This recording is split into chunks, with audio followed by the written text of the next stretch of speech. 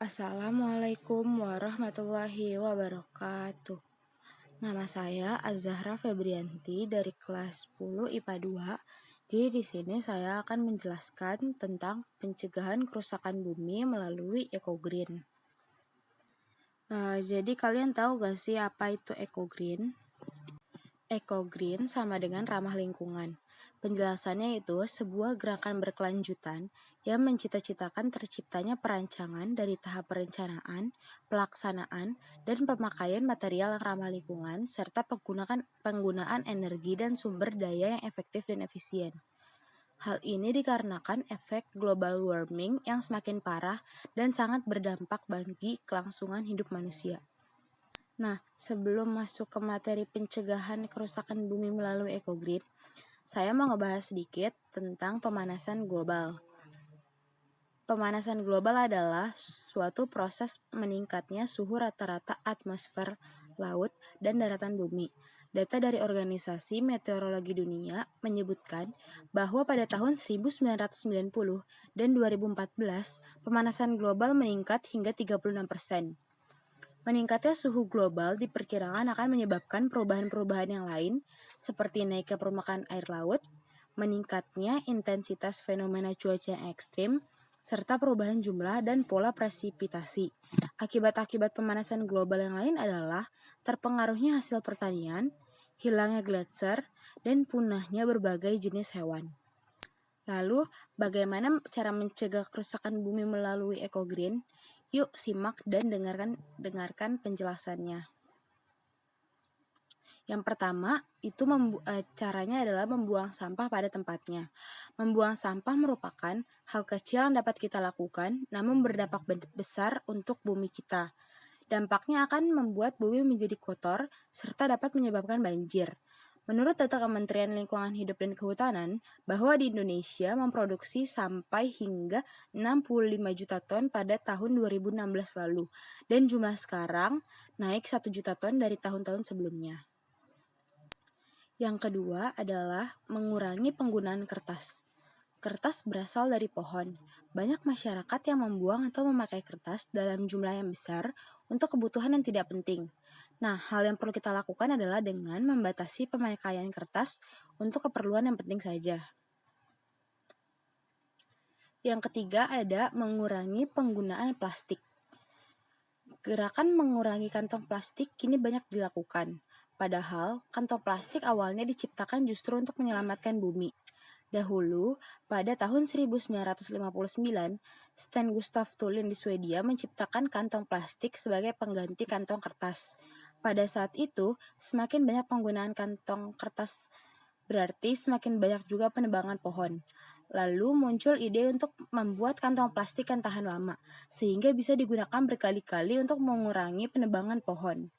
Sayangnya, karena kita terlalu nyaman dengan kantong plastik, manusia jadi malas. Padahal kantong plastik dapat digunakan berkali-kali. Tapi sekarang kantong plastik malah dibuat setelah sekali pakai. Dan di beberapa tempat kantong plastik sudah dilarang dan diganti menjadi kantong kertas atau kain. He always carried one in his pocket, folded up.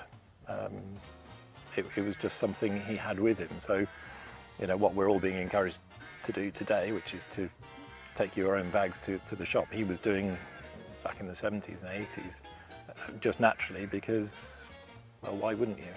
I think he would have been shocked at how wasteful we are now. Yang keempat, yaitu menggunakan serbet kain sebagai pengganti tisu. Dari riset yang dilakukan kantor pemasaran Mintel pada tahun 2016, sebanyak 56% konsumen membeli tisu makan, dan dalam 6 bulan terakhir tidak kurang dari 86% konsumen membeli tisu dapur. Padahal penggunaan tisu yang berlebihan bisa menyebabkan efek global yang sangat masif. Oleh karena itu, mari kita mulai mengurangi ketergantungan menggunakan tisu dengan menggantinya dengan serbet atau handuk kecil yang dapat dipergunakan berulang kali. Yang kelima yaitu cermat dalam membeli peralatan elektronik. Jika kalian berencana hendak membeli peralatan elektronik seperti kulkas, AC, mesin air, pastikanlah bahwa barang-barang tersebut tidak mengandung CFC atau chlorofluorocarbons.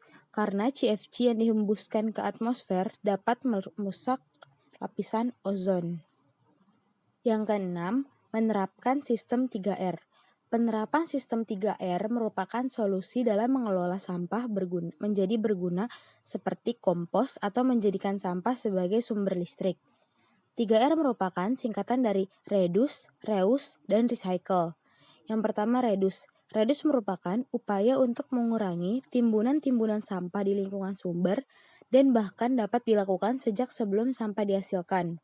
Maksudnya adalah sampah bisa dikurangi sebelum terjadinya penumpukan dengan cara mencegah pembuangan sampah sembarangan yang dilakukan masyarakat sekitar.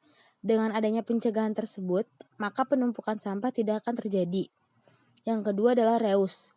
Reuse berarti menggunakan kembali sampah atau bahan-bahan yang terbuang dan tidak terpakai agar tidak terjadi penumpukan sampah di lingkungan sekitar kita.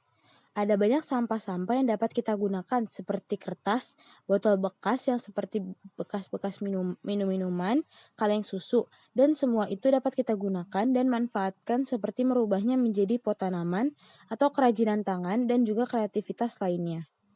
Dan yang ketiga itu ada recycle. Recycle berarti mendaur ulang kembali sampah-sampah atau bahan-bahan yang tidak lagi berguna menjadi bahan lain dengan melakukan berbagai proses pengolahan seperti mengolah sisa-sisa kain perca menjadi selimut, kain lap, keset kaki, dan sebagainya.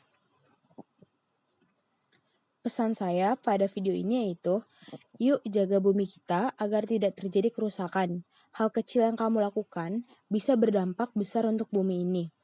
Terima kasih, sekian dari saya. Wassalamualaikum warahmatullahi wabarakatuh.